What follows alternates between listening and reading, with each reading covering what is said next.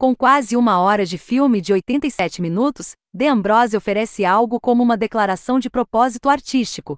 A narradora, Madeleine James, que tem o hábito de dizer o que os personagens não conseguem articular, descreve o apelo do cinema para o substituto de De Ambrosio de 13 anos, Jesse, interpretado nessa idade por Robert Levy II. As muitas horas de imagens em movimento que Jesse guardou dentro de um armário na casa de Lida refletiam menos interesse na memória do que na medida.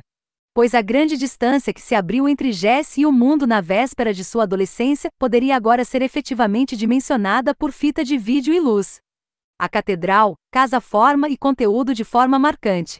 Há uma locução, Madeleine James, que assume uma voz objetiva em terceira pessoa, acompanhada de imagens de natureza morta, cartões postais dos lugares mencionados, Porto Rico, Bahamas, Atlantic City, recortes de notícias da época, ressuscitar velhos escândalos, Chandra Levy, férias de 30 dias de George W. Bush. Ou grandes eventos, tempestade no deserto, a queda do voo 800 da TWA, 11 de setembro. De Ambrosio não atrapalha a narrativa com um estilo de edição de flipbook. Vozes adultas são ouvidas falando, enquanto a câmera fica em uma tomada de um tapete iluminado pelo sol, o desenho de uma criança comida nas mesas, bolo de aniversário meio comido, a comida fornecida nos eventos da vida da criança como aniversários, crisma, ensino médio, graduação, etc. Esse estilo junto com a narração cria uma grande distância entre nós e os personagens.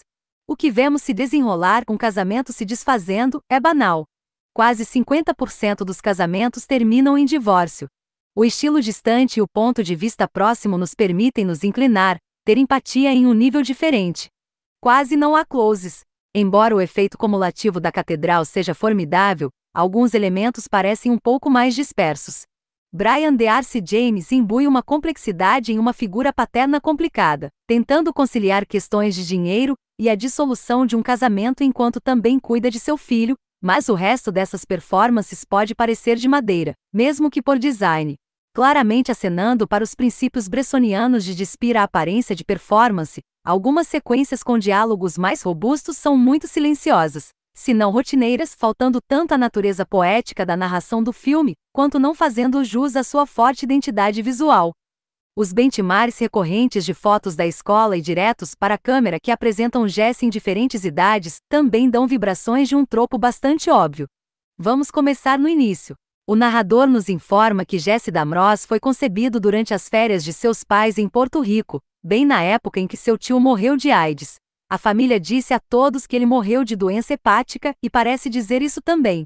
Os nomes se acumulam de maneira vertiginosa: tios, tias, avós, uma bisavó, muitos dos quais não se falam ou estão prestes a cortar os laços. Esta é uma família rancorosa em ambos os lados. No centro está Jesse, interpretado em diferentes idades por Robert Levy II e William Bednar Carter, um menino sério que parece estar tentando se tornar invisível e, portanto, seguro, da tumultuada vida emocional dos adultos encarregados de dele.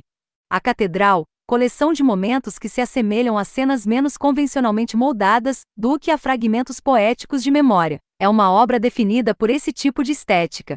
De Ambrosio permite que o passado se sinta intensamente presente e vivo em sua sensação de abertura e incerteza. Momentos penetrantes e detalhados se acumulam para oferecer um retrato de uma família em crise tendo como pano de fundo uma América em estado de turbulência que continua a se espalhar na vida contemporânea.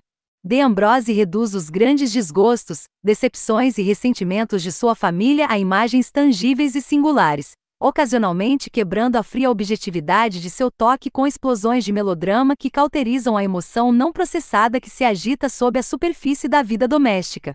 No início do filme, a morte do tio de Jesse, que foi evitado pela família por ter AIDS, é representada por um close de uma mão carregada religiosamente. A família é católica, virada para o teto, em uma leito hospitalar. Nunca veremos outra parte do corpo do homem. Fora da narração, ele nunca mais será referido, e sua rejeição assombra a narrativa como um crime não processado do passado.